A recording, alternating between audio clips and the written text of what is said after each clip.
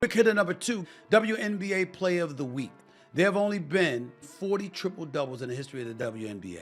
Did you know Caitlin Clark could make more money playing in Europe than in the WNBA? I'm not talking chump change here. We're looking at potentially doubling or even tripling her WNBA salary. That's insane. The Euroleague just confirmed Clark's arrival, and let me tell you, the numbers are eye-popping. But here's the real shocker. The WNBA's maximum salary for 2024 is capped at around $241,000. That's peanuts compared to what top Euroleague players can earn. We're talking up to $500,000, with some stars even hitting the $1 million mark. No wonder Clark's jumping ship.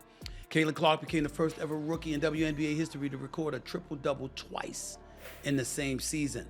In that game, Clark scored her 103-point shot this season. The WNBA is in a tight spot now. How can they compete with those Euro dollars? Before we move on, I'd like to ask you a small favor. If you appreciate this content, please take a second to like this video and subscribe to the channel. Over 98% of you watch the videos without subscribing. It costs you nothing, but it makes a huge difference to us. So, did you click the subscribe button? Great, thank you so much. Now, back to the video. Picture this, Caitlin Clark, fresh off her record-breaking WNBA season.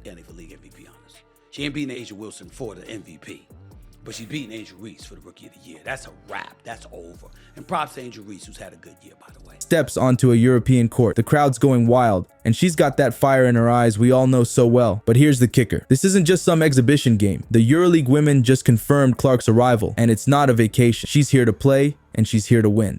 Now, you might be thinking, why would the WNBA's brightest star risk it all to play overseas? Well, let me tell you, it's not just about the money, although that's a big part of it. The EuroLeague's got some serious appeal. We're talking longer seasons, tougher competition, and a global stage that makes the WNBA look like a high school gym. Let's break it down. The EuroLeague season runs from October to April, which is perfect for Clark to keep her skills sharp during the WNBA offseason. And the competition, it's fierce. We're talking about the best players from Russia, Spain, Turkey, and beyond. These women aren't just pros. They're international superstars with Olympic medals and world championships under their belts. But let's not kid ourselves. The money's a huge factor. Remember those salary numbers we talked about earlier? The WNBA's max salary is pocket change compared to what top EuroLeague players can earn. We're talking life-changing money here. Quote, Caitlin Clark fans, the Iowa fans, now the Indiana fans, I think there's a lot of racism when it comes to it, and I don't believe she stands on any of that. Clark could potentially earn more in one EuroLeague season than she would in 3 WNBA seasons combined. That's not just a payday, that's generational wealth. So what does this mean for Clark's future in the WNBA? Is she jumping ship for good? Not a chance. See, Clark's not abandoning the WNBA. She's playing chess while everyone else is playing checkers. By going to Europe, she's not just padding her bank account. She's expanding her brand, gaining invaluable experience against top-tier competition, and setting herself up for even bigger success when she returns to the States. Think about it. Clark's already a household name in the US. Now imagine her dominating on the international stage, hitting game winners in packed arenas from Moscow to Madrid. She'll come back to the WNBA, not just as a star, but as a global icon. And that's something the league desperately need.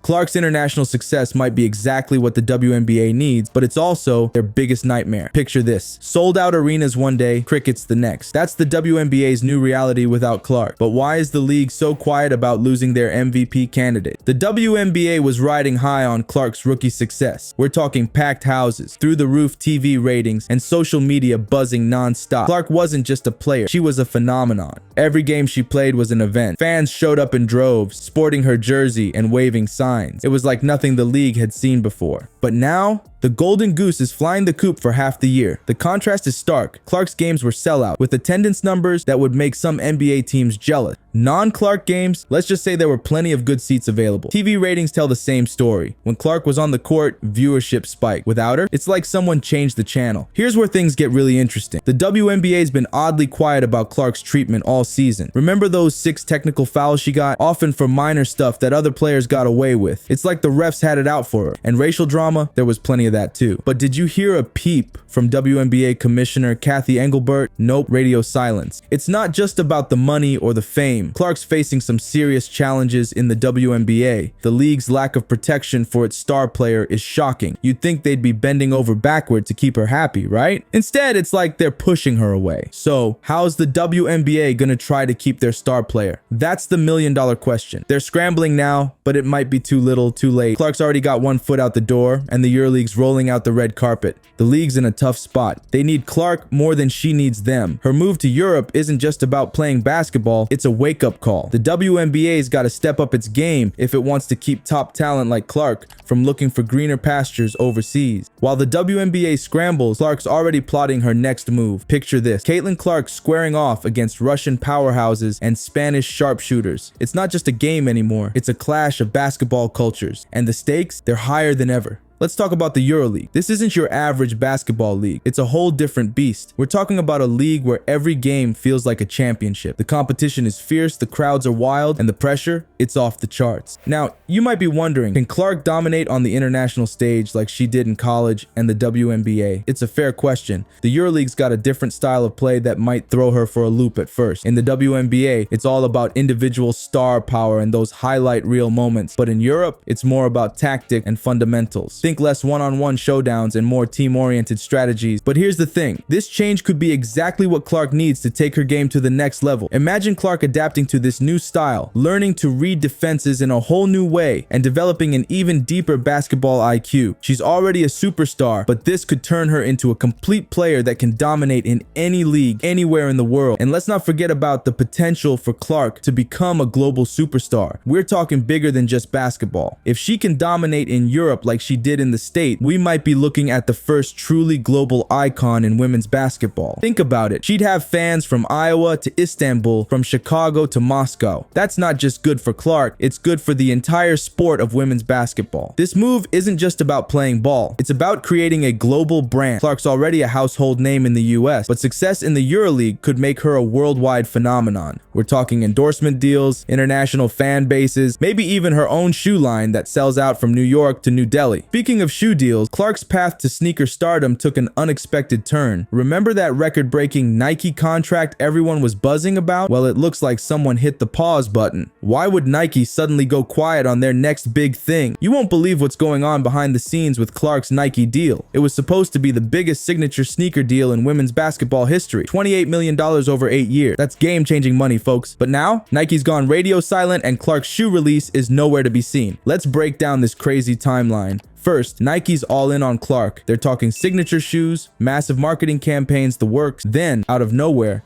they pivot to Aja Wilson. Now, don't get me wrong, Wilson's a beast on the court.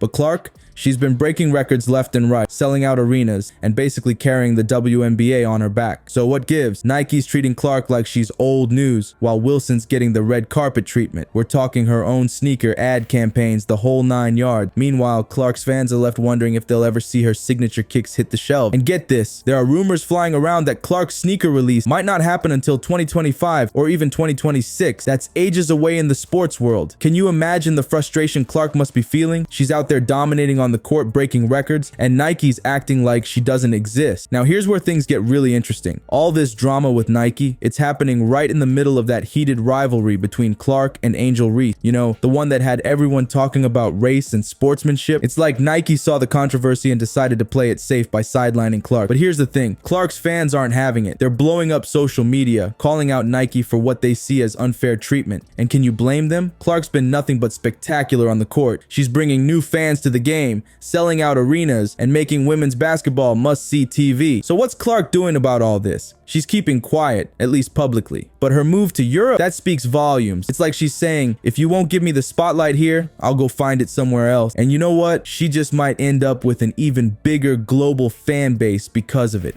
Alright, let's wrap this up. Caitlin Clark isn't just switching teams, she's flipping the script on women's basketball worldwide. This move to Europe, it's a game changer, folks. Clark's about to show the world what she can do on an international stage, and trust me, it's gonna be epic. The WNBA's got a big decision to make. Are they gonna step up their game and keep their superstar happy, or are they gonna let her slip away? One thing's for sure, Clark's just getting started. She's not just playing basketball, she's rewriting the playbook. So keep your eyes peeled, because Caitlin Clark's about to take women's basketball to places it's never been before. The future of the sport, it's looking brighter than ever. And it's all thanks to this small town girl with big time dreams.